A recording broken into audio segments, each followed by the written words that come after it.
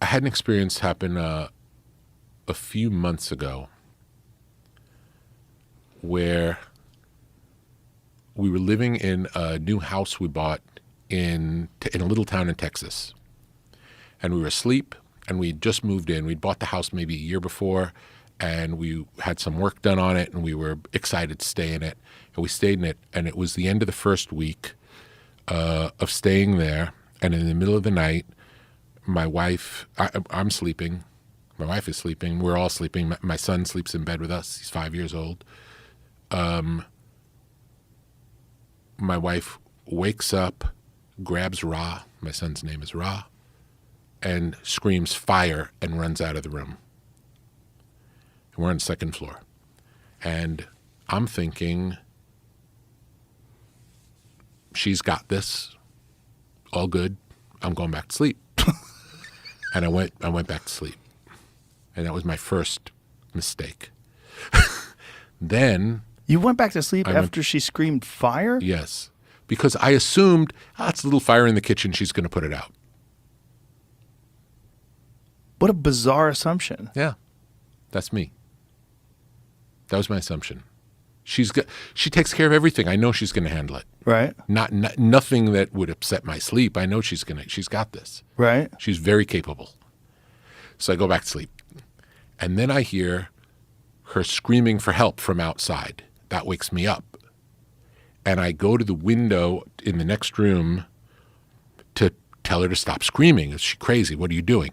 So I go to the window, open the window. I was like, stop screaming. What's going on? And she's like, fire, fire. And I said, where? She's like, the house. I said, where? The whole house. Jump. Now I'm like 15 feet up, and it's a brick floor. And I still don't really understand the severity, although I do hear her excitement. So I think, okay, I'm going to find a way out. I'm not going to jump. I'm going to find a way out. Another bad call on my part. Go back into the house and open the door to where I think the stairs are, met with a ton of black smoke, go down on my hands and knees and start scampering towards the stairs, hit a wall. Start scampering around the wall. I'm just moving around, running into walls. And I'm not able to breathe. Like, I'm getting to the point quickly, very quickly. This happens very fast. Getting lightheaded, can't breathe, have no idea where I am in the house, can't get back to the window I was at, can't find the stairs, and everywhere I crawl to find the stairs, I'm hitting a wall. And I'm starting to lose consciousness. I don't know if I was losing consciousness, but I was definitely fading. And I had the thought, okay, I know Mudiel and Ra are outside. They're safe. Family's safe. And I'm so happy the book's done. Jesus Christ. Because the book is going to live on with whatever information I have. It's in the book. So I'm okay. This is going to be all right. Wow. And then I'm still scampering because crashing into wall. And then I end up on the whole opposite side of the house. No, not what I was going for at all.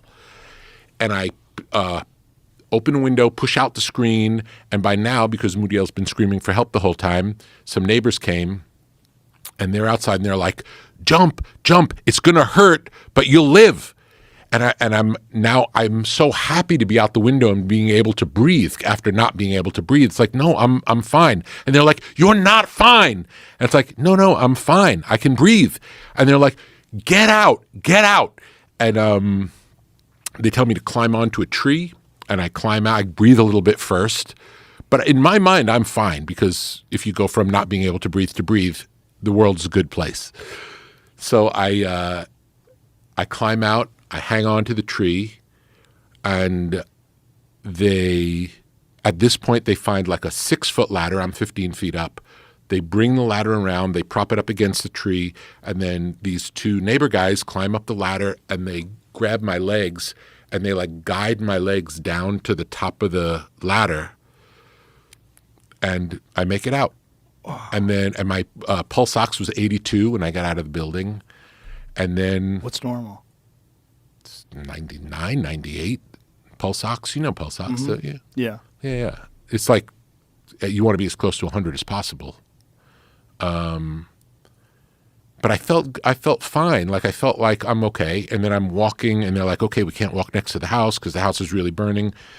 And they walked me out into the street, and then I said, okay, I have to sit down. And I just sat down in the middle of the street. It's in the middle of the night. Felt like 4 o'clock in the morning.